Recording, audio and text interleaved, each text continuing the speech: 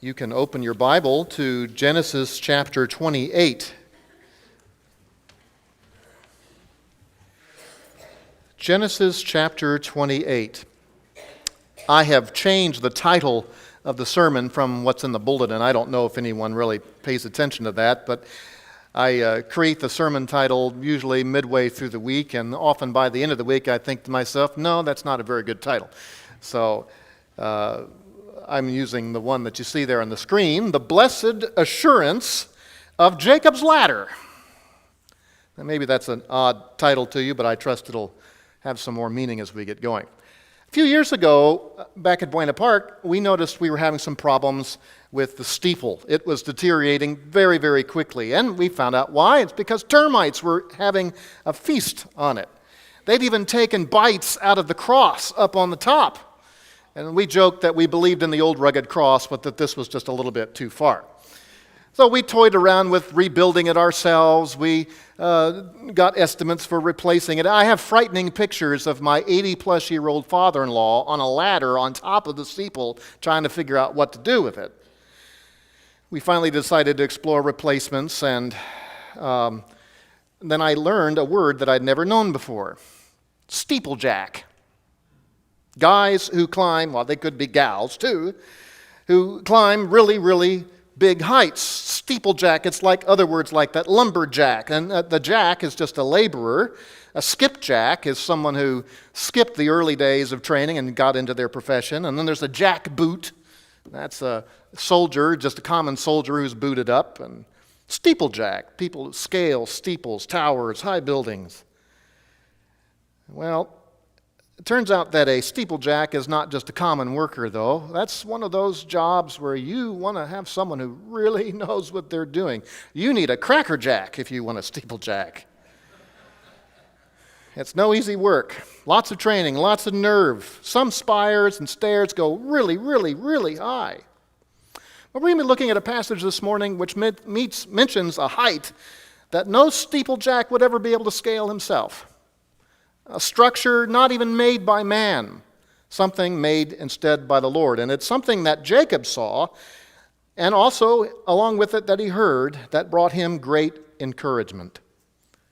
Our gracious God knows how to encourage us with the reality of his presence and the power of his promise.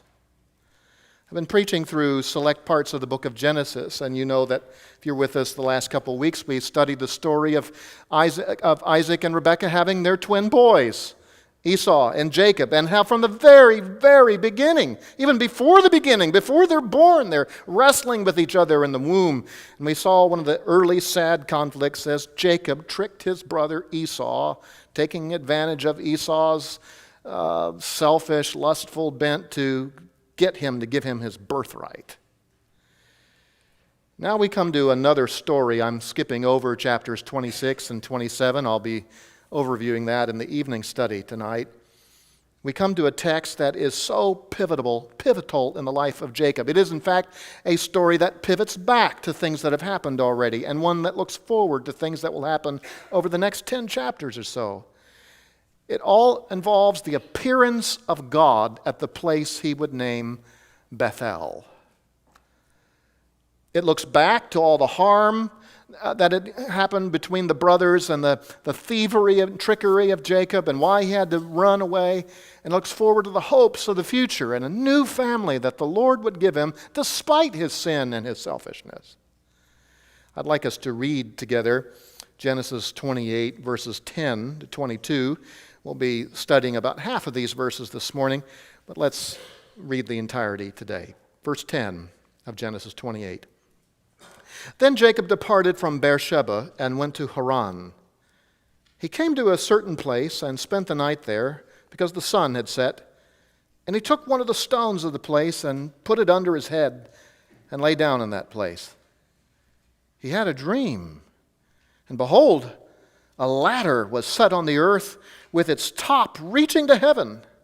And behold, the angels of God were ascending and descending on it. And behold, the Lord stood above it and said, I am the Lord, the God of your father Abraham, and the God of Isaac. The land on which you lie, I will give it to you and to your descendants. Your descendants will also be like the dust of the earth, and you will spread out to the west and to the east and to the north and to the south. And in you and in your descendants shall all the families of the earth be blessed. Behold, I am with you and will keep you wherever you go, and will bring you back to this land, for I will not leave you until I have done what I have promised you." Then Jacob awoke from his sleep and said, "Surely the Lord is in this place, and I did not know it." He was afraid and said, "How awesome is this place! This is none other than the house of God, and this is the gate of heaven." So Jacob rose early in the morning and took the stone that he had put under his head and set it up as a pillar and poured oil on its top. He called the name of that place Bethel. However, previously the name of the city had been Luz. Then Jacob made a vow, saying, "If God will be with me and will keep me on this journey that I take, and will give me food to eat and garments to wear, and I return to my father's house in safety, then the Lord will be my God. This stone which I have set up as a pillar will be God's house, and of all that you give me, I will surely give a tenth to you."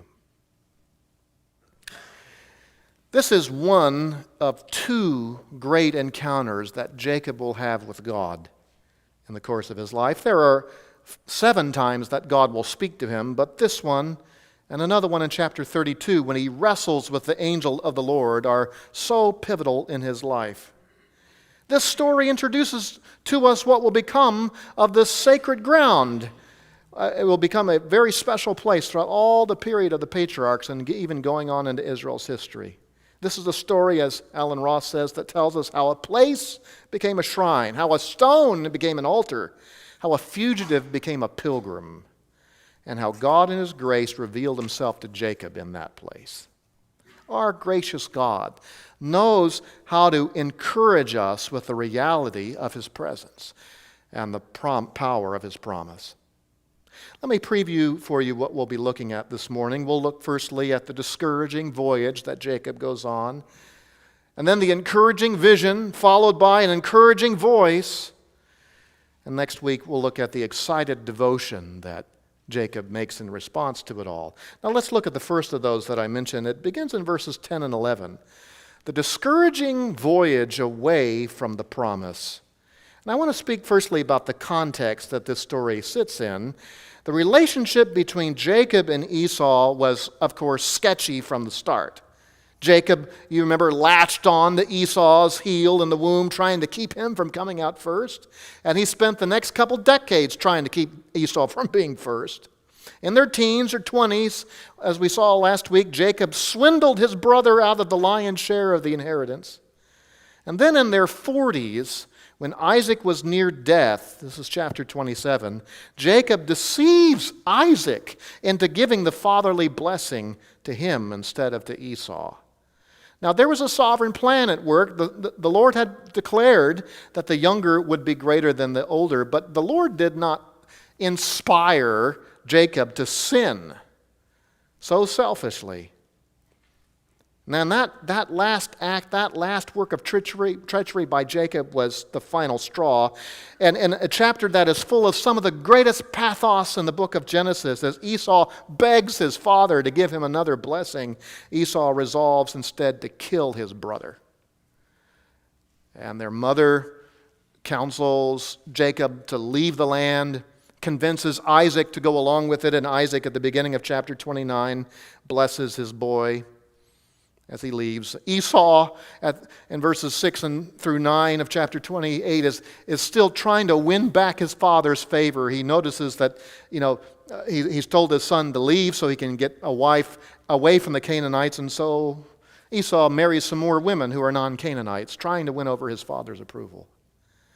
That's the stormy situation behind the verses we just read. And we come into the story itself in verse 10, and here's the sad setting. Then Jacob departed from Beersheba and went toward Haran. From this point on in the book of Genesis, the focus is going to shift onto Jacob. He will be the one primarily discussed for many, many chapters. Off he goes now into a self-imposed exile. He is, as he would describe later, in distress. He leaves the land God had promised him to avoid Esau's promise of killing him. It would be over 20 years before Jacob would come back home. Sometimes it takes a long time for things to turn around. It takes a long time for the Lord in His plan to bring things to where they ought to be. And in this long period of being away, Jacob is going to learn so much. The Lord is going to transform him and turn him away from being the cheater and the swindler that he was into one who actually trusted the Lord. It's ironic where he's going, back to Haran. That's the place where Abraham was in chapter 12 when the Lord appeared to him and said, "Get up, leave your land and your family and go to the place I'll tell you." And now here is Jacob leaving the land and going back to where Abraham came from. And it was an arduous journey. You can see the circle on the bottom of the map is Beersheba. That's where he is. And all the way up at the top of the map is Haran. That is a journey of at least 550 miles. It's a bit of travel that will take over a month on foot. Not much is said about that long journey. Not much was said about Abraham's long journey south.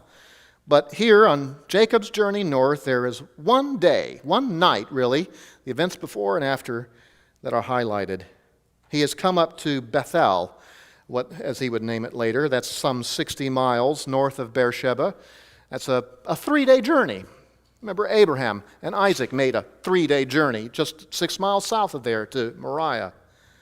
And now in that same hill country, Jacob is going to have a very momentous event too. There he will receive the first revelation that God has ever given to him. Jacob is on his way to find safety and to find a wife too. But on the way, he finds God. He wasn't looking for God. God came looking for him. Jacob expected to encounter God on this journey just about the same degree to which Saul of Tarsus expected to encounter Jesus on his road to Damascus. It was a total surprise and a total turnaround. We're going to see in this story how God is a pursuer of people. Now, God is pursuing Jacob for a very specific purpose, a very specific plan that He has for him. He is going to father the chosen nation. In fact, his second name, which he'll get later on, he will become more known as Israel instead of Jacob. He will become the father of the nation through whom God would bring blessing to the world. And yet what God does on a grand scale with Jacob is something He does also for others. Jesus Himself said that His purpose was He had come to do His Father's business, and that meant to seek and to save the lost. And thank God He came to seek and to save us. And he's found us. You know, we talk about finding God, and we can speak that way. The Bible uses that language, but I think it's more important for us to realize that God found us. Because salvation is God's initiative and the Lord coming after us in His good grace. And while God has a plan and He's pursuing people for salvation to the glory of His name, we also learned from last week's sermon that it is good and right and appropriate for us to pray along with God's plan, to pray for the lost to be found and to come unto Him. I wonder how many prayers that Isaac had offered for his boy, and maybe even more so Rebekah. Well, here is the sad setting. Now we see in verse 11, if you'll allow me 2 more S's, the stony stop. Verse 11, he came to a certain place and spent the night there, because the sun had set. He came, interesting, is not, there's normal words in Hebrew for came, and this is not one of them. This is a word that sometimes means to encounter something. It's going to be used only one other time in the stories of Jacob, and it's when he's on his way back down south, and he meets up with angels of God who tell him that this is the Lord's camp.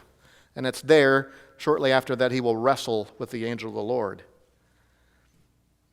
In his mind, this is just a random stopping point. He has to stop somewhere because it's nighttime. Night travel was very, very rare in ancient days. People often just normally went to bed when it was dark. There's not a lot of artificial illumination. No chance to find a place to stay. Ideally, you would find a village that would be hospitable and find a place to bed down. But here he is out in the rough, trying to find a safe place to bed down. He's estranged from his family. And to top it off, he's out all on his own at night. Oddly, not too different than the way Esau liked to live as a hunter out in the rough. He came to this place. And in fact, this word place, it's a simple word, but it's going to be used 6 times in this story. 3 times in this verse. The place, the place, the place. 3 times more at the end of the story. And there are other times in the Torah where the place means the sacred place where God has revealed himself. Like when God tells Israel, you're going to go into the land and then I will show you the place where my name is to dwell. When Jacob comes along, he just thinks this is some place. But he finds out this is the place of something very, very special, where God would reveal himself to him. The verse continues, he took some of the stones of the place and put it under his head and lay down in that place. Picks up a rock, maybe as a prop for his head. The text is a little ambiguous. It could mean that he's actually putting his head on it. It could mean that he's put it around his head to keep wind and dust and bugs or whatever from blowing his way. Nothing special about the rocks. Just trying to make do. Later, he'll take that same stone and put it up on its head and turn it into a memorial stone because he comes to recognize that this seemingly empty place was actually for him a portal of God. Isn't it amazing? Here's this common place and God makes something special of it. Kenneth Matthews says, because of the presence of God, this public space becomes holy, the house of God. By morning, that ordinary stone becomes a hallowed place. Such is the God that Jacob worships, he says. The Lord takes the mundane and transforms it into the sacred by his inimitable presence. The presence of God changes all kinds of things. So this is part of the discouraging voyage. And now we come to verse 12 and the encouraging vision. The encouraging vision of the Lord's presence. He mentions, the text tells us there's a dramatic dream. He had a dream, verse 12 begins. And from this point on, in the rest of the story, the style of writing dramatically changes. 4 times the text will say, behold, behold, behold, behold, which is kind of like the way to say, look, there, oh.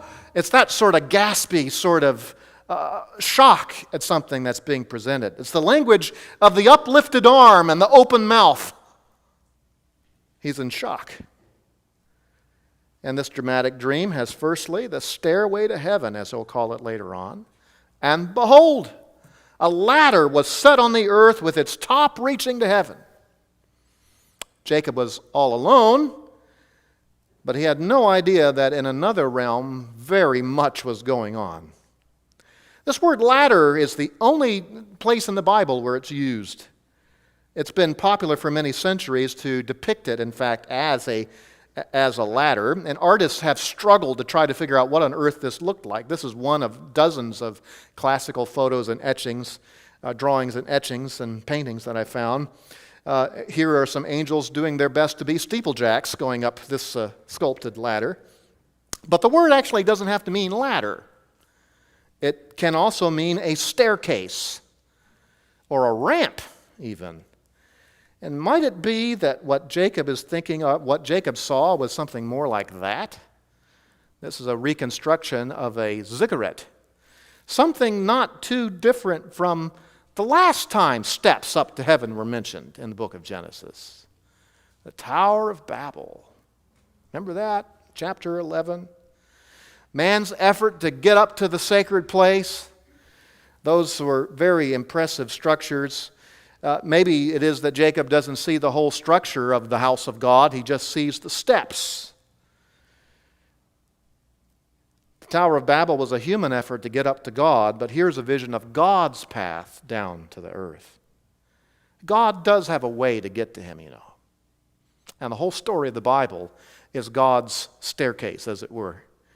And the gospel are the steps themselves.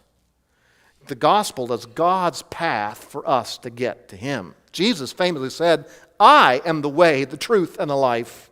No one comes to the Father except through me. You cannot get to him on your own way, you can't make your own ladder. He's got to open the way. Now, Jacob seeing this ladder, this doesn't mean that at this moment he is saved, not necessarily, but this is a ladder of revelation. He is seeing something. He sees this staircase of heaven. He also sees on it angels on the move. The verse continues, and behold, the angels of God were ascending and descending on it. What he sees are not pagan gods. They're not souls of men going from hell to heaven or anything like that. He's seeing God's heavenly messengers. In classical art, artists popularized the idea that there was kind of a parade of angels. And one of the drawings I showed you had that, angel, angel, angel, the whole stairway is just full of them. But this is not some kind of heavenly catwalk. No, this stairway as angels who are coming and going on missions. Some go up because their mission on earth is done. They go up to receive new orders, and perhaps at the same time there come some down, ready to go on a new mission. It's like what Zechariah sees in a different vision centuries later, Zechariah 1:10. These are those whom the Lord has sent to patrol the earth. Angels are messengers, but they're also agents of action. Here, their presence indicates that God is revealing something, but notice that in this verse, the angels do not say a word. They reveal by their presence, not by their voices. It's possible, and I can't prove it, but it's possible that these are angels who have been accompanying Jacob on his journey.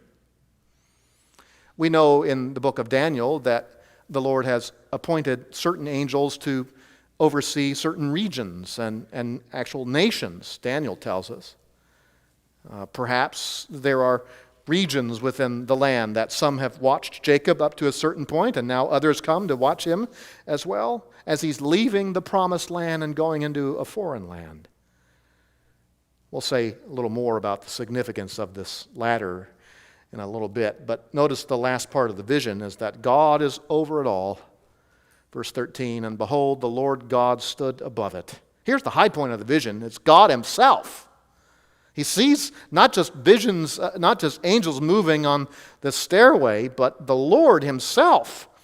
He stood above it, or it could even be rendered, he stood upon it, that is right beside it. He could be right by Jacob where the steps of the ladder come down. The text tells us that the Lord didn't call down to Jacob, he spoke to him. And Jacob will say in verse 16, surely the Lord is in this place. The Lord is right there with him. And it was the presence of the Lord that was most important. And it was the promises that he spoke to Jacob that were most important. Now, before we go on to those spoken promises, I want us to consider the spiritual significance of this vision. It's not actually explained to us. We have to read the context to see what is it that he would get at. The point of this vision for you and me is not, well, we got to go find out where the heavenly portals are. It's not like, well, maybe there's one of those over there. This is not like some sort of Stargate mystery. We have to figure out where the portals may be. So what is the spiritual significance of seeing this ladder? Well, the first is about God's unseen presence. Warren Wiersbe said that Jacob thought he was alone in the wilderness, and he awakened and discovered that he'd been at the very gate of heaven. God is present everywhere, whether we feel it or not, whether we're aware of it or not. He is omniscient in omnipresent in his creation. An old saying says, bidden or not bidden, God is present. And that ought to be both a source of comfort to us as well as a point of accountability to us. The Lord is there. But here it is God's special presence which is revealed. God was up to something, and something good, and Jacob had no idea at all. This is one of those rare occasions in the pages of the Bible where the veil of the spiritual world is opened up and we get a glimpse inside. God was doing something, and Jacob had no idea. Isn't that how the way it often is? We have no idea sometimes what God is doing. Part of the lesson that Job had to learn was that God has a plan for all that he does. but he doesn't reveal much of it to us. He reveals enough to us, but not all of it. God's unseen presence is one of the lessons. Also, God's functioning plan is one of the lessons of this vision. Now, God has revealed to us the outline of his plan, the big picture of what he's doing. This vision shows that God has workers who are busy doing his bidding. The story starts off with Jacob being on the move, but we find out he's not the only one on the move. More importantly, God is on the move, and God was doing much more than Jacob could ever imagine. There's even a rhyme in the Hebrew text here that highlights this. Jacob is going north and east, and he sets upon the camp where he comes. The word comes is pagah. The angels are traveling up and down, and their ladder reaches Nagah to the heavens. Both are busy. What God's doing is far greater. God has a plan Jacob had no idea about. Jacob is leaving the promised land, so it might seem to him, maybe to his parents, maybe to the readers of the story for the first time, that the plan is kaput. I mean, it sounds pretty bad when the chosen seed is leaving the promised land and going back to where the family came from, for who knows how long. Jacob is also not a spiritually minded person. We could argue whether or not Jacob was, as we say in Christian terms, saved at this point. Nothing he has done previously indicates spiritual mindset. Even when he responds to the vision later on, it's kind of a barter with God. Well, if you're with me, then okay. But God is not done with him. And his plan is still fully operational. Take comfort, beloved. Nothing unplugs God's plan. No one is going to outmaneuver him. Not even our worst sins can undo the Lord's plan. That's one of the lessons of this vision. And the third one is God's undeserved grace. When you read all about the Jacob stories together, the reader is almost as shocked about this latter revelation as Jacob is. Jacob is not a spiritual man. He is selfish, ambitious, self-promoting, deceptive. But he's God's choice. God didn't choose Jacob because he was better than Esau. Their sins were different, but both were sinful. God's choice was about his own glorious plan. And by the way, God's choice of Jacob in this way isn't only about the matter of eternal salvation. Jacob eventually makes clear that he knows who the Lord is. It's possible that even Esau came to know who the Lord was. Esau never got back the birthright. He repented and he sought it with tears. He never got the blessing, but in the end of the stories, you do see him to be a man who has matured somewhat. The idea of God's free grace, of God showing kindness to this undeserving man, well, that's just the tip of the iceberg in God's plan, because we see the ultimate expression of that in his Son, Jesus Christ, who came to seek and save the lost. Christ is the one to bring about all the promises that were made to Abraham. He is the ultimate conduit of the blessings of God. In fact, Jesus himself, early in his ministry, uses this story to talk about himself. Can you turn with me briefly to John chapter 1? John chapter 1. Here Jesus is calling his disciples to him.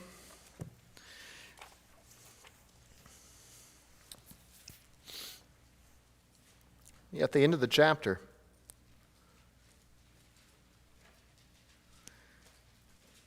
verse 49, Nathanael answered him, Rabbi, you are the Son of God. You are the King of Israel. Jesus answered and said to him, because I said to you that I saw you under the fig tree, do you believe? You will see greater things than these. And he said to him, truly, truly, I say to you, you will see the heavens opened and the angels of God ascending and descending on the Son of Man. Jacob was the founder of the nation of Israel. The nation gets its name after him. God revealed himself to him. God himself came down, as it were, and showed him his plan and assured him of it. Well, that was really just a shadow of Jesus. Because the ultimate coming down of God's plan to earth is in him. And Jesus is the one who makes a new people and changes them from the inside out and brings grace to all sorts of people like us, Jacobs. When it comes to God's grace and the need for it, we are like Jacob, and we need Jesus to open up heaven for us. That's what the gospel is all about. So we've seen the encouraging vision of the Lord's presence. Let's look quickly at the encouraging voice of the Lord's promise in verses 13 to 15. He introduces himself as the promising God in verse 13. Behold, the Lord stood above it and said, and what he's going to say is going to be full of grace in this speech of the Lord. There's not a word of rebuke that he will give to Jacob. Instead, it's all going to be unconditional promises. This is the first of 7 times that the Lord will speak to Jacob. And the Lord's speech breaks up into 3 parts. First, he identifies himself, and then he gives a threefold promise, and then lastly, an assurance of help. Look at the self-identification here. I am the Lord, the God of your father Abraham, and the God of Isaac. You know, bringing up his dad, that's a little bit painful, because why is Jacob on the run? Well, largely because he lied to his dad. Tricked him. Now, his brother is even madder, but here is a reminder of what he's done. Jacob, Victor Hamilton says, now lies before the one who says in essence, I am the God of the one whom you deceived, and the one of whom you took advantage. Jacob could supplant Esau, and he could deceive Isaac, but what will he do with the Lord? Can he cheat him? Notice that the Lord does not say to him, as he will say so many other times in the Bible, I am the Lord your God. I am the Lord, he says, the God of your father, Abraham, grandfather, and of Isaac.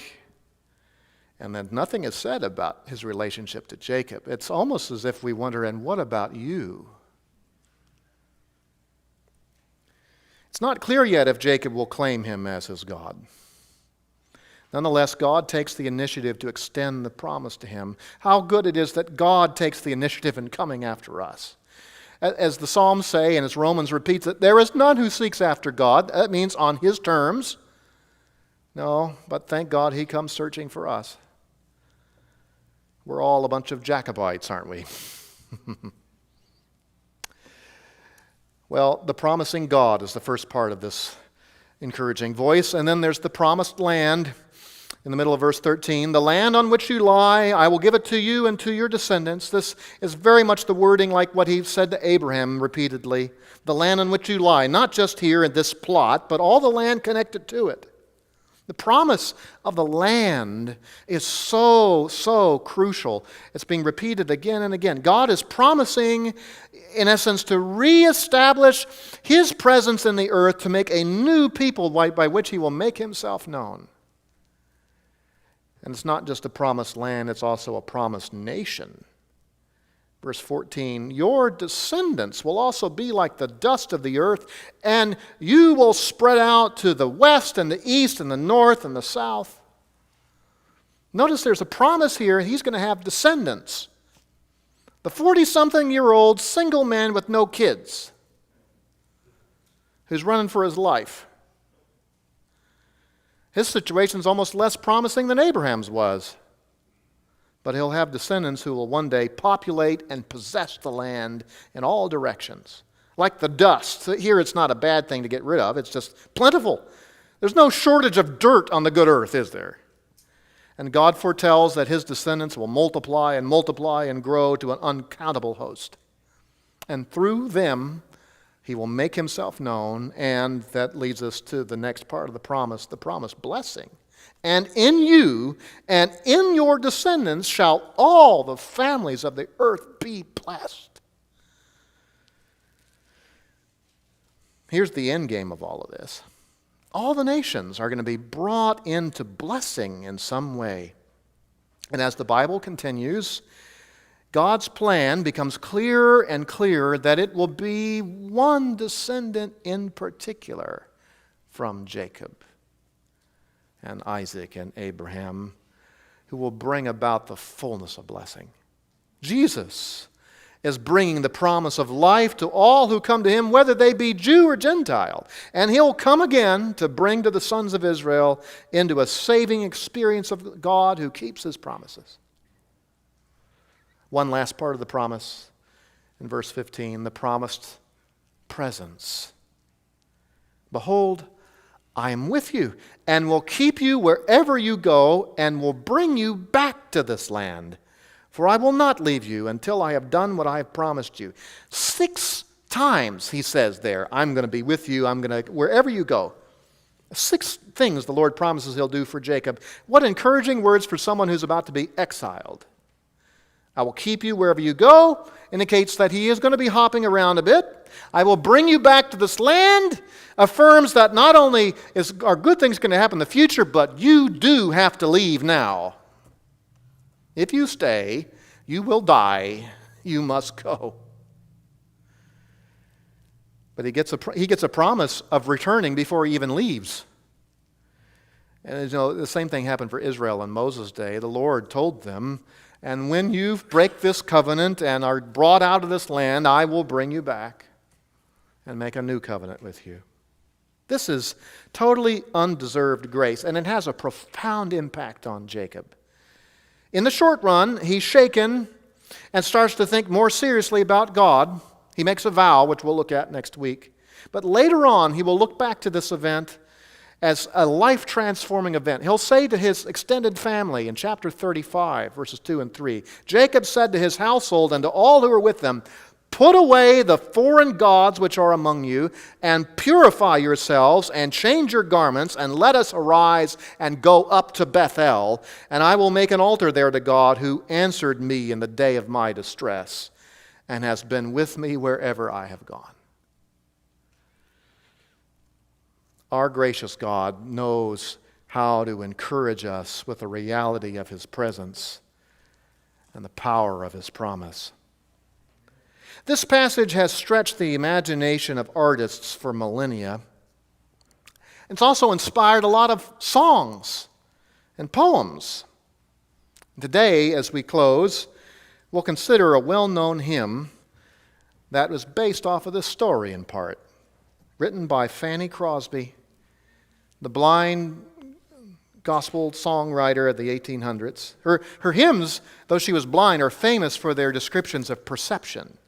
Seeing things, hearing things, knowing things. She's the one who pens the words, visions of rapture now burst on my sight. And that's in that hymn, Blessed Assurance. In this hymn, she writes about not just everyday confidence in the Lord. She's writing about special moments of comfort and closeness with the Lord. And she uses Jacob's ladder as a metaphor for these exquisite times of bliss in God's presence. When she says blessed assurance, she's using blessed in the old sense that means blissful, utterly happy. Blessed assurance, Jesus is mine.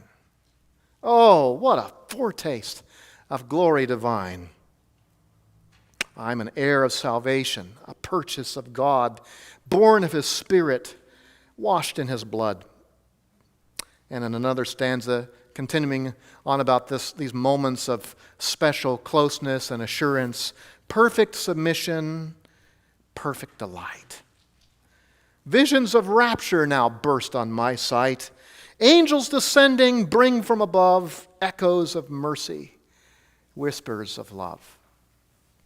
No, we don't need to envision ladders around us or stairways and angels coming and down to know that the Lord is with us. But the thought is that wherever we go, the gospel promises us the Lord is there. No matter what twists and turns and stumbles and mistakes, the Lord is there. He has promised never to leave us nor forsake us. He has promised us, because of what the gospel has done for us, that we are his forever and ever. And that is something that can give us a steadiness through all of life, and there ought to be moments in our life where that just grips us with joy. And so that's how we're going to conclude our service this morning, by singing together, Blessed Assurance. Let's have a word of prayer, and then we'll sing that hymn together. Our Father, we thank you for your great grace to us.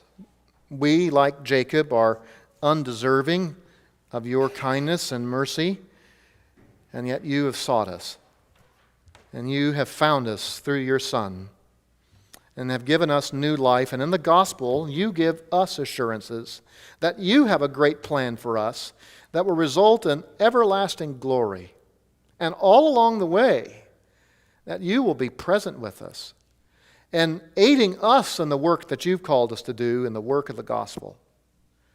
So, Lord, grow us in our assurance. Grow us in our fellowship with you, that we might know of a certainty that you, the unseen God, are doing unspeakably good things for us in Jesus Christ. We ask it in Christ's name. Amen.